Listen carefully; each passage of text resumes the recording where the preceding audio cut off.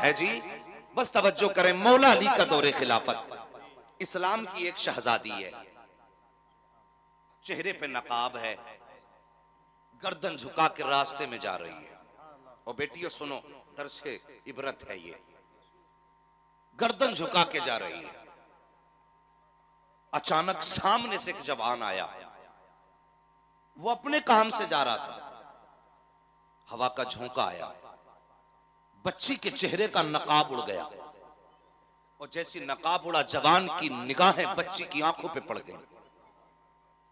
जैसी आंखों पे निगाहें पड़ी हैं, घर गया जाके न दिन को करार न रात को सुकून है, करवटें बदलता है। अगला दिन आया, उसने अपने घर की खातिमा एक बूढ़ी औरत को बुलाया, बुला के कहने लगा, माँ मैंने एक खातून को देखा है, शायद वो फला जगह की रहने वाली है, माँ मेरा पैगाम उस तक पहुंचा दे, मैं उससे निकाह करना चाहता हूँ। खातून उस बेटी के दरवाजे पर गई, कहने लगी, बेटी एक जवान की निगाह तेरे चेहरे पे पड़ी है, वो तुझसे निकाह करना चाहता है। खातून ने कहा था, माँ जरा पूछ के आ, आखिर उसको मेरे अंदर क्या अच्छा लगा है जो वो मुझसे निकाह करना चाहता है। खातून वापस आई, जवान से कहती, बेटे उसने कहा है कि तुझको उसके अंदर क्या चीज अच्छी लगी है जिसकी वजह से तू निकाह करना चाहता है। जवान कहता है, माँ जैसी हवा ने झोंके ने आकर के खिलवाड़ किया और उसके चेहरे से नकाब पलटा था, मेरी निकाह उसकी आंखों पे पड़ गई थी। ए माँ, उसकी आंखें इतनी मत भरी थी कि आज तक उसकी आंखों की एक झलक के लिए तरस रहा हूँ, बस चाहता हूँ उससे निकाह कर लूं। इतना सुनना था, वो खातून आई है, आके बेटी से कहती, बेटी तेरी आंखों पे जवान की नजरें पड़ गई है,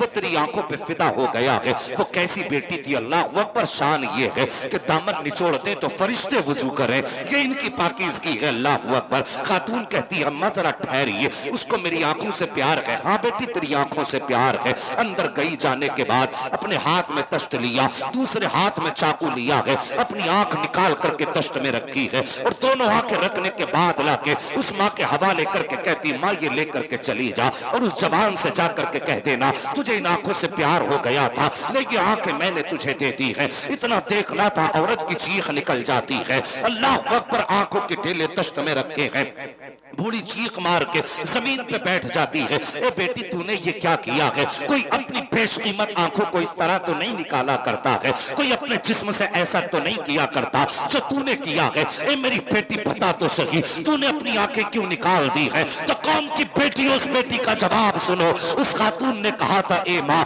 कल जब कयामत का दिन होगा, मुस्तफा जाने रहमत भी होंगे, उनकी बेटी सैयदा फातिमा तो ज़हरा भी होंगी, अगर मैदान कयामत में सैयदा ने आंखों के बारे में पूछ लिया तो मैं अपनी आंखों का जवाब क्या दूंगी? खातून ने कहा था, ए माँ जिन आंखों की वजह से मुझको सैयदा के सामने शर्मिंदा होना पड़े, मुझे इन आंखों की जरूरत नहीं है।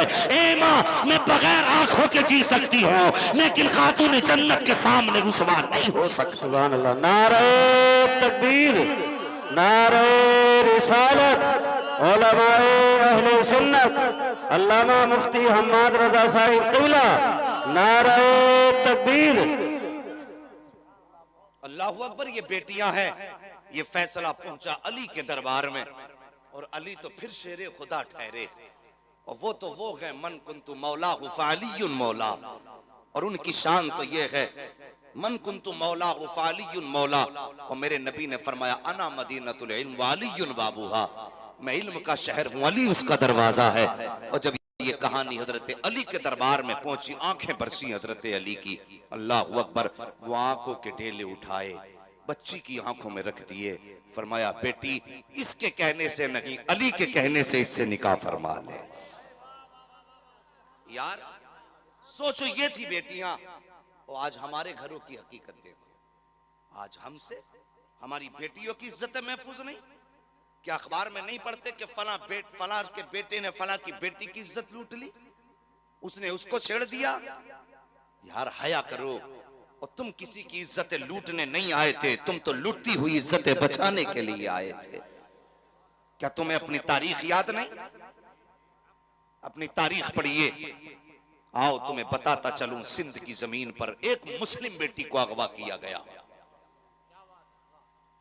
तवज्जो है ना आप लोगों की? एक मुस्लिम बेटी को राजा ताहिर ने अगवा किया, और उस वक्त में खिलाफत की कुर्सी पर बैठने वाले का नाम दुनिया जानती है। अल्लाह अकबर। बस बात बहुत बढ़ेगी।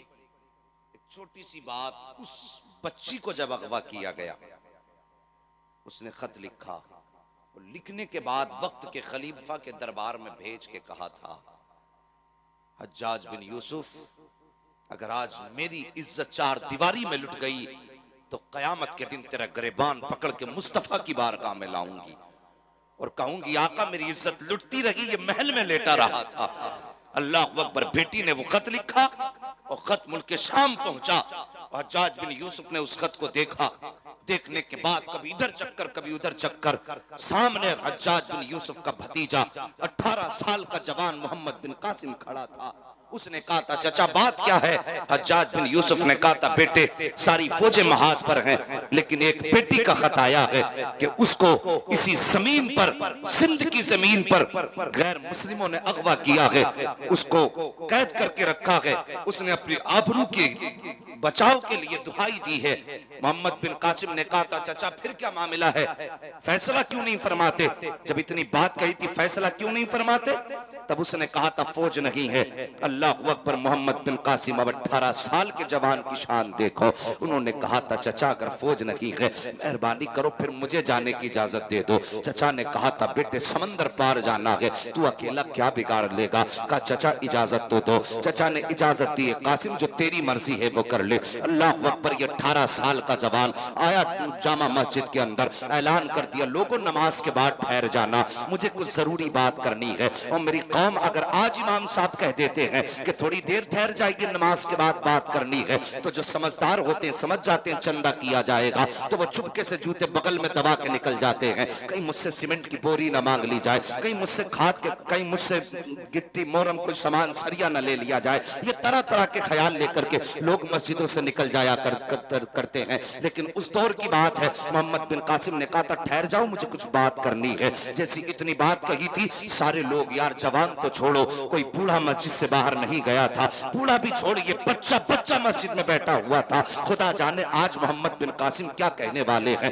नमाज के बाद आप मिंबर पे खड़े हुए और बेटी का खत पढ़ के जब सुनाया अपनी कौम के सामने, तो कोई आंख ऐसी ना थी जो बरस ना रही हो, कोई चेहरा ऐसा ना था जो उदास ना हो। उसके बाद मोहम्मद बिन कासिम ने कहा था, ए मेरी कौम के जवानों, अब मेरा फैसला सुन लो, मैं अपनी कौम की बेटी को बचाने के लिए 7 समंदर पार जाने के लिए तैयार हूँ, बताओ तुम्हारी क्या राय है? जैसे इतनी बात मोहम्मद बिन कासिम ने कही थी, तो जवान तो छोड़िए, बूढ़े उठ के खड़े हुए थे। कहा, मोहम्मद बिन कासिम मर्जी ना पूछ, बस इतना बता दे, घर जाने की इजाजत है या फिर सीधे यहाँ से समंदर के पार जाना है?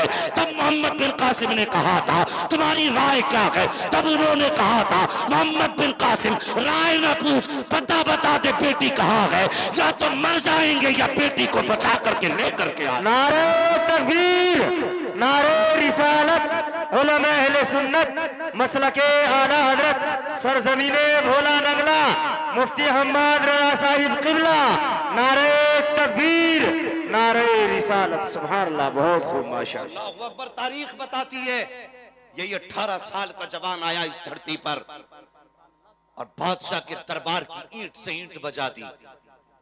और जब बेटी को छुड़ा के लेके जाने लगा, तो किसी ने हाथ पकड़ के कहा था, मोहम्मद बिन कासिम तू रहने वाला शाम का और ये रहने वाली मदीने के करीब की, बता इससे तेरा रिश्ता क्या है? जवानों तवज्जो से सुनना, बता इससे तेरा रिश्ता क्या है? जब इतनी बात कही थी, मोहम्मद बिन कासिम की आंखें बरसी थी। मोहम्मद बिन कासिम ने कहा था, कुछ रिश्ते वो हैं जो खून से बना करते हैं, कुछ रिश्ते वो हैं जिन्हें बाप बनाते हैं, लेकिन ये रिश्ता वो है जिसे मदीने वाले रसूल पाक ने बनाया है। हाँ, ये मेरा भले खानदान का रिश्ता नहीं, मगर कम से कम इसके और मेरे बीच मुस्तफा के दिए हुए दीन और ईमान का रिश्ता है। यार बेटी फासलों की थी, मगर रिश्ता ईमान का था, तो हम हिफाजत कर रहे थे। आज हमारी बेटियों की इज्जतें महफूज नहीं। जवानों, अल्लाह ने हमें मर्द बनाया है, इज्जतें लूटने वाला नहीं, इज्जतें बचाने वाला बनाया है। मेहरबानी करो, बेटियों की इज्जत का ख्याल करो। बेटियों, तुमसे भी गुजारिश करता हूं, खुदारा मेहरबानी करो और सर पे दुपट्टे रखा करो, मौका मिलते ही घर से बाहर न निकला करो। अल्लाह अकबर। नबी की बेटी की शान देखो, जो बेटियां पर्दा करती हैं उनकी इज्जत तो मशीयत भी किया करती है जी। तवज्जो आपकी। हाँ।